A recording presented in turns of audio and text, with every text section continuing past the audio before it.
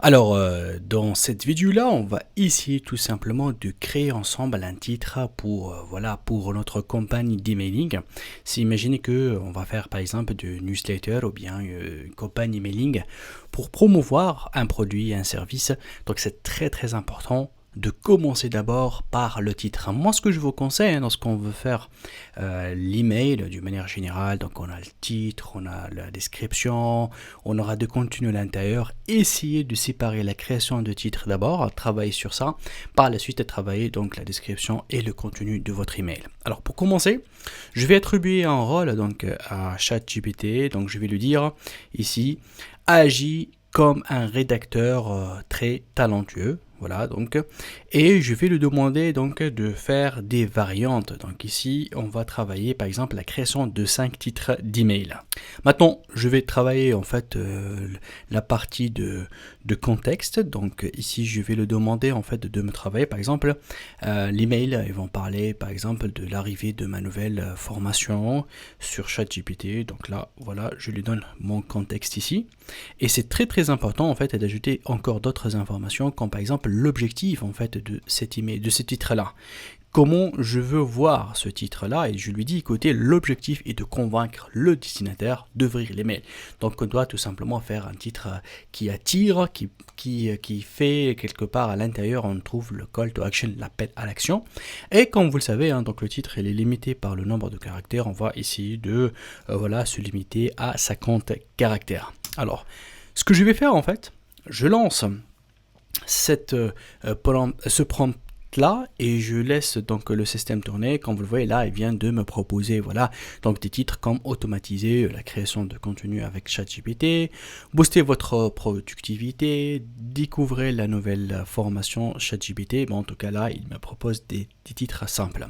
Ce que je vais faire, je vais demander à ChatGPT maintenant de jouer le rôle là où il va faire en fait des critiques. D'accord? Et là, je vais lui demander, pour chacun de ces titres-là, il me dit, voilà, quelles sont ses critiques. Et vous allez voir que là, je vais un petit peu lui faire pousser à améliorer en fait sa qualité donc d'output. Donc là, je lui dis, je veux que tu joues le rôle d'un critique, critique ces titres et donne les raisons pour lesquelles ils sont mauvais. Voilà, donc je lance ça pour qu'il puisse bien évidemment me détailler les réponses. Donc là, il va jouer ce rôle-là. Et vous allez voir, par rapport à chaque titre, en fait, je peux même lui demander de donner une note sur 5 pour chaque titre. Ça aussi, c'est possible. Mais là, comme vous le voyez, il essaye de voir chaque titre et me donner des critiques. On va commencer par le premier. Il me dit, ce titre, il est clair et précis, mais voilà ce que je cherche. Il peut être amélioré pour devenir plus accrocheur. Il manque un élément qui pourrait attirer l'attention du destinataire et le pousser à ouvrir les mails, etc. Donc là, il va faire ces critiques-là. Moi, je peux lire en fait et voir un petit peu lequel de ces titres-là est meilleur, que je peux l'améliorer.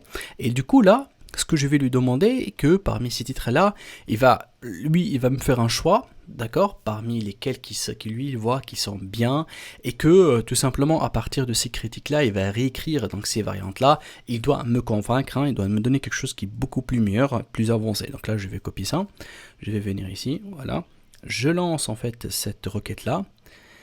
Et voilà, donc là, du coup, il va essayer encore d'améliorer ce titre-là. Et ça, c'est quelque part la méthode la plus simple qu'on peut voilà, la faire pour que j'arrive à créer des titres intéressants. La même chose, soit le choix des titres pour les emails. Je peux faire des titres par rapport à mes articles. Je peux bien sûr faire des titres pour voilà, ma formation. Il y a énormément de titres qu'on peut les créer.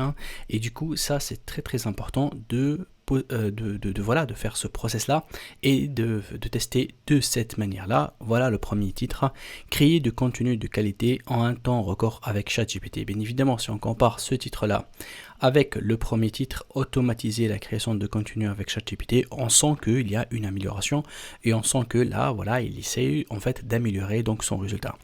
Alors, le conseil que je vous donne à la fin de cette vidéo là, Si vous voulez en fait travailler le contenu en fait et la description, continuez toujours sur la même session. Ça veut dire que là, maintenant, lui, il connaît le contexte.